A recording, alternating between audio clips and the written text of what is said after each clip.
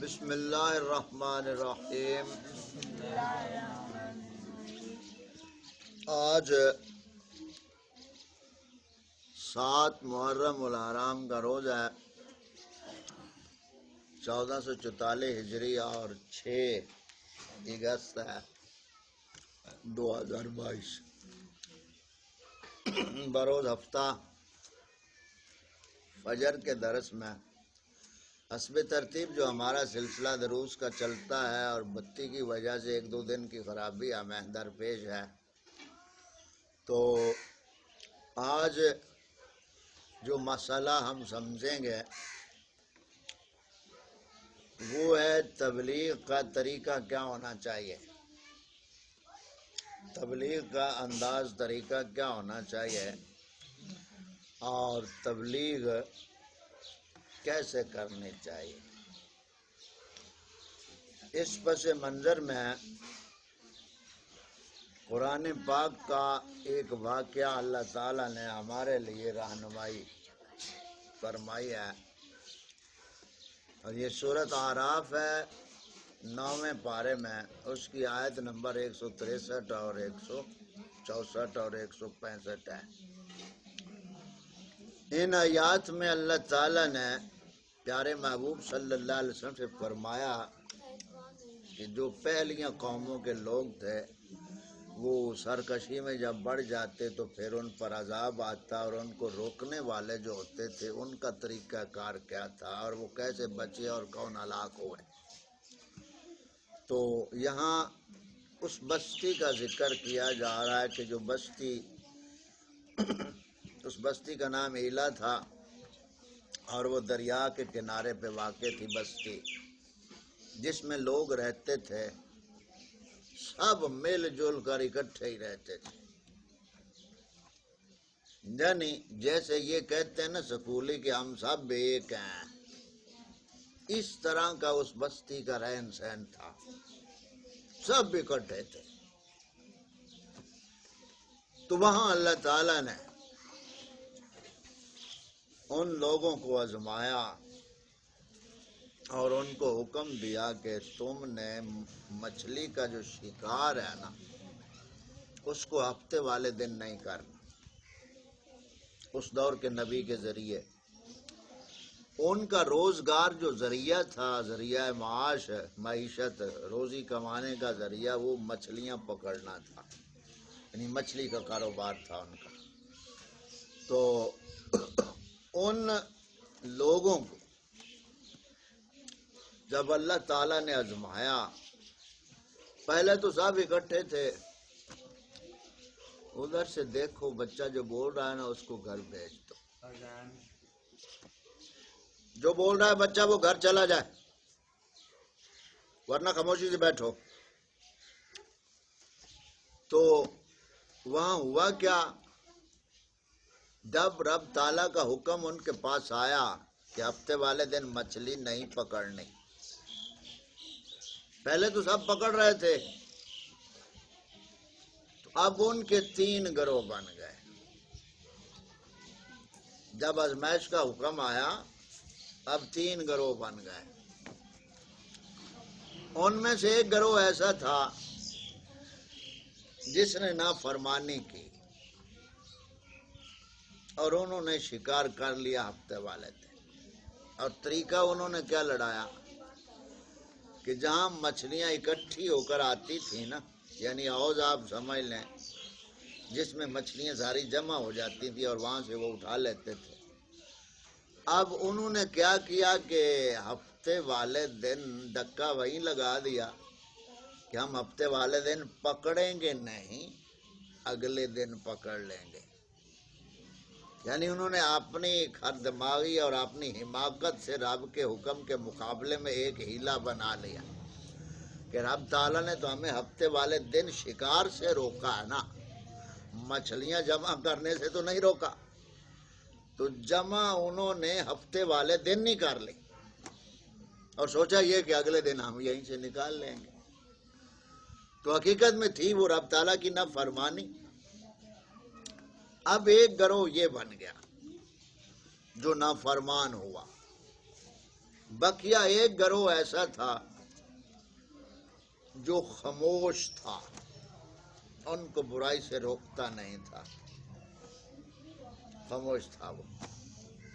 تیسرا گروہ وہ تھا جو ان کو روکتا تھا کہ اللہ تعالیٰ نے منع فرمایا ہے مچھلی نہ پکڑنا ہفتے والے، اور تم یہی کر رہے ہو۔ یہ تین گروہ ہو گئے۔ اب اس بستی کے جب ان پر آزمائش آئی تو کتنے گروہ ہو گئے؟ تین۔ پہلے سب اکٹھے تھے۔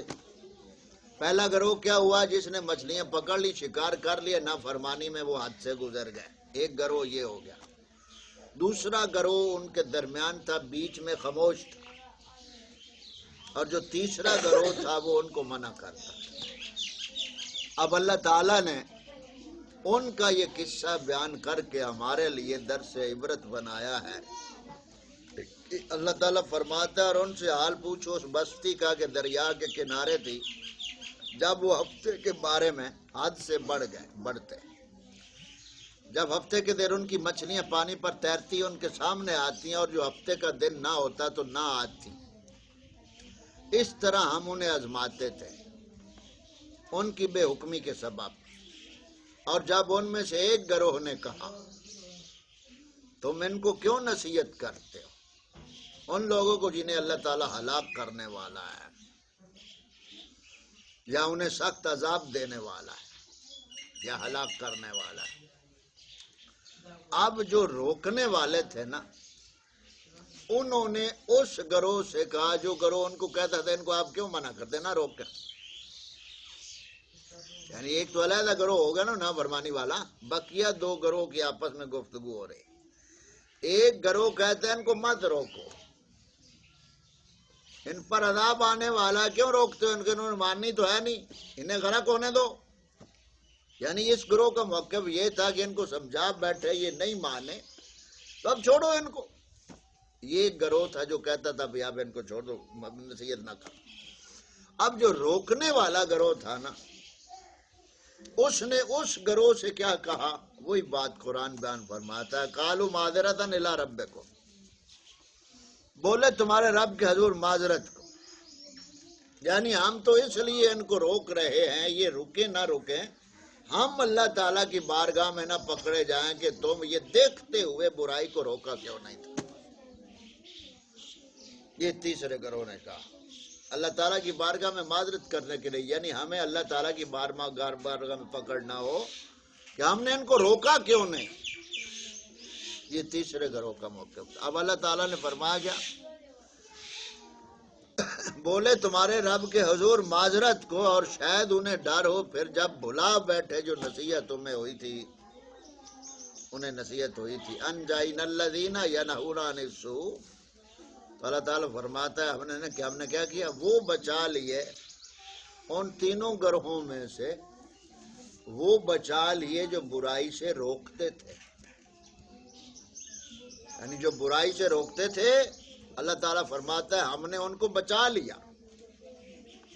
اور آگے کیا فرمایا، بچا لیے وہ جو برائی سے منع کرتے تھے، اور ظالموں کو برے عذاب میں پکڑا، بدلہ ان کی نافرمانی کا۔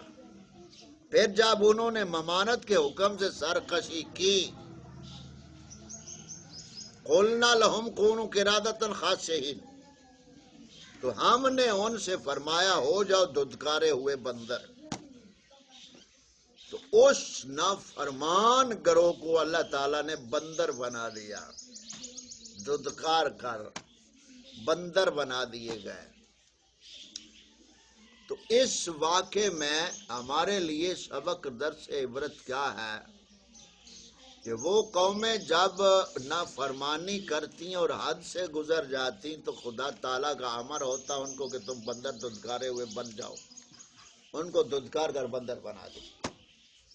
اور آج ہمارے ہاں جو کرتوت ہیں ان سے بھی آگے ہیں، انہوں نے ہفتے کے دن کا احترام نہ کیا، مچھلی کا شکار کر لیا، اور جنہوں نے کر لیا وہ بندر بنا دیے گئے۔ آج ہمارے ہاں تو جمعہ پہلے جب یہ نیٹ اور یہ موبائل اتنا عام نہیں تھا، بالکل ٹیپوں کا زمانہ تھا،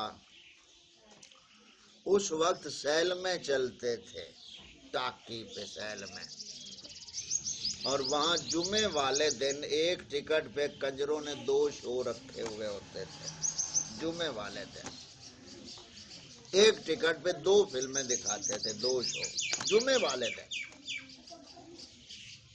اور اب تو خیر یہ ہر جیب میں چیز آ گئی، تو اب جمعے کے لیے فرصت نہیں ہوتی، کیوں کہ جیب میں سب کچھ ہے، اس لیے غفلت میں ہے۔ اب ہمارے ساتھ ایسا کیوں نہیں ہوتا کہ وہ تو بندر بنا دیے گئے، ہمارے ساتھ ایسا کیوں نہیں ہوتا؟ نبی کریم صلی اللہ علیہ وآلہ وسلم کی رحمت للعالمین کا یہ صدقہ ہے کہ کرتوت ان سے ہمارے کس حد تک آ گیا ہے۔ لیکن یہ کافروں کو بھی فائدہ ملا آپ صلی اللہ علیہ وسلم کے آنے سے، کہ اب ان کی شکلیں کافروں کی بھی نہیں بگڑتی ہے، تو یہ رحمت عامہ ہے۔ اور دوسرا، دل جب مر جائے تو پھر آدمی مردہ ہو جاتا ہے، پھر بندروں جانوروں سے بھی وہ بدتر ہے جب دل مر جائے۔ تو آج ہمارے دل مردہ ہیں۔ اب کل جمعہ شریف تھا نا، ایسا ہی ہے نا، تو اب آپ دیکھ لیں کہ جمعے کے روز میلے تھے، انہوں نے ہفتے والے دن مچھلی کو نہ چھوڑا، اور آج کی مسلم قوم نے جمعے والے دن میلے نہ چھوڑے۔ اور ان کا سب سے زیادہ ثواب پتہ ہے کس کو ملنا ہے؟ میلوں کا سب سے زیادہ ثواب کس کو ملے گا؟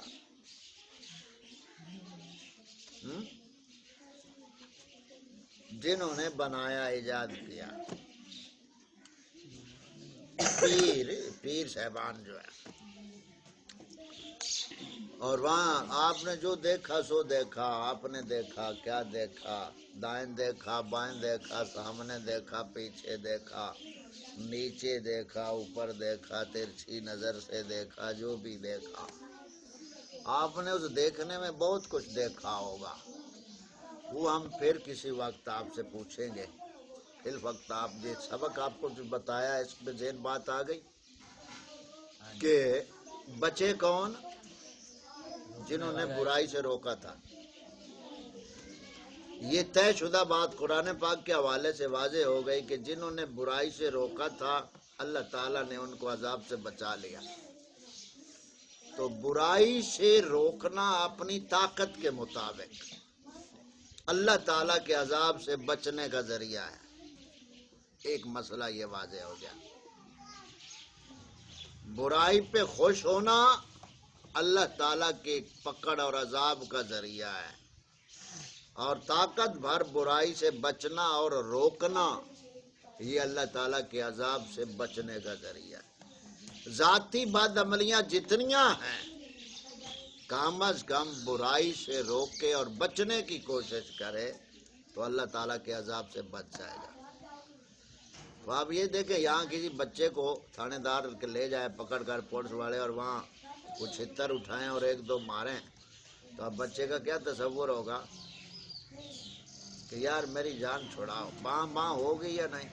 یہ تو دنیا کے چھتر ہیں، تو وہاں جہنم میں گرز روئے کے فرشتے کے ہاتھوں میں ہوگی، فرشتوں کے اور ہتھوڑے آگ کے ہوں گے۔ ہم غور کریں ہم کدھر جا رہے ہیں۔ خیر، یہ بات واضح ہو گئی، برائی سے روکنے والوں کو اللہ تعالیٰ نے بچا لیا۔ اب جو بیچ والا گروہ تھا جس نے کہا ان کو کیوں نصیحت کرتے ہو جو ہلاک ہونے والے ہیں، ان کے بارے میں مفسرین نے یہ لکھا کہ ان کو بھی اللہ تعالیٰ نے بچا لیا، کہ وہ اگرچہ روکنے پہ قدرت نہیں رکھتے تھے، ان کو روکنے کی قدرت طاقت نہیں رکھتے تھے، لیکن دل سے اس برائی کو وہ برا سمجھتے تھے اور ان سے نفرت کرتے تھے، برے لوگوں سے نفرت کرتے تھے، اگرچہ روک نہیں سکتے تھے، تو ان کو بھی اللہ تعالیٰ نے عذاب سے بچا لیا، اور جو ڈٹ کر مقابلے میں آ گئے وہ بندر بنا دیے گئے۔ تو اس واقعے کی سمجھ آ گئی، یہاں ہمارے لیے نتیجہ کیا نکلا کہ جب تک آدمی برائی کو برائی سمجھے اور اس سے نفرت کرتا رہے، برے لوگوں سے نفرت کرتا رہے، بد مذہبوں سے نفرت کرتا رہے، تو اللہ تعالی کی پناہ میں ہوتا ہے عذاب سے۔ اور جب بد مذہبوں سے یاریاں ہو جائیں، پینگیں پڑ جائیں، برے لوگوں سے تعلق قائم ہو جائیں اور پھر برے لوگ گھروں تک پہنچ جائیں، تو پھر سمجھو کہ ضمیر مردہ ہو گیا۔ اب جب ضمیر مردہ ہے تو کسی وقت بھی اللہ کا کوئی عذاب آ کر اسے لپٹ لے گا۔ تو اس واقعے سے ہمیں یہ درس ملا۔ تو یہاں میرا خیال ہے اتنا کافی ہے اس درس کے حوالے سے۔ تو اس کو کہتے ہیں بستی والوں کا واقعہ، مچھلی والوں کا واقعہ۔ قرآن پاک سے آپ کو بتایا گیا، سورۃ اعراف سے 9ویں پارے سے آیت نمبر 163 سے 65 تک۔ تو یہ سلسلہ ہمارا آج کا یہ مختصر درس بطور نصیحت، سیدھے ہو بیٹھو، بطور نصیحت آپ کو قرآن پاک سے یہ واقعہ سنایا۔ اس سے نتیجہ کیا نکلا کہ جو برائی سے بچتا ہے، برائی کو طاقت کے مطابق روکتا ہے، وہ اللہ تعالیٰ کے عذاب سے بچ جاتا ہے۔ اب دیکھیں غالباً 2010 یا 11 ہے، غالباً زلزلہ آیا تھا، بہت بڑا زلزلہ آیا تھا بالا کوٹ میں۔ وہاں پتہ نہیں 1 لاکھ کے اوپر یا کتنے کم و بیش سکول اللہ تعالیٰ نے غرق کیے تھے، سکول و کالج غرق ہوئے تھے وہاں۔ اور ایسی ایک عورت دیکھی جو مسلمان عورت صحیح معنوں میں تھی، اس کے اوپر مکان گرا اور نیچے اللہ تعالیٰ نے اسے محفوظ رکھا۔ وہ اپنے بچے کو لے کر دودھ پلا رہی تھی، لیکن دیندار تھی، رب تعالیٰ نے اسے وہاں بھی عذاب سے محفوظ رکھا۔ تو بات یہیں آ جاتی ہے بیٹا، آپ اس دنیا کے چمن میں پرندے کی مانند پروان چڑھ رہے ہیں۔ اس دنیا کے چمن میں، چمن باغ کو کہتے ہیں، تو آپ پرندے ہیں۔ پرندے کو جیسی چوگ ملے گی ویسی اس کی پرواز ہوگی۔ چوگ خوراک ہوتی ہے نا، تو جیسی چوگ ہوگی ویسی آگے پرواز ہوگی۔ تو ہم نے پڑھا تھا نا یہ گناہوں کے حوالے سے کہ گناہ کے کتنے درجے ہیں؟ 3 ہیں۔ شاباش، کون سے؟ ہاں، یہ گناہ کے تینوں درجے ہیں۔ وہ ایمان کے 3 درجے ہیں، طاقت ہو تو برائی کو ہاتھ سے روکنا، اور یہ گناہ کے درجے ہیں، یہ بھی قرآن پاک میں ہے۔ یہ ہم پھر کسی وقت آپ کو آیتیں دکھائیں گے۔ تو جو بات آپ یہاں آنکھوں سے دیکھتے ہیں، پڑھتے ہیں، اس کے مخالف آپ کسی سے کوئی بات سنیں تو کبھی اعتبار نہ کرنا، کیونکہ اب آپ کے سامنے ثبوت آنکھوں سے دیکھا ترجمہ کنز الایمان ہے، اور سب آپ نے سمجھا ہے، سمجھ آ گئی؟ تو کسی اور کی بات پہ مت توجہ دو، سنی ہے سنی بن کر رہیں اور سنی ہی دنیا سے جائیں، یہی دعا ہر وقت مانگنی چاہیے۔ ٹھیک ہو گیا؟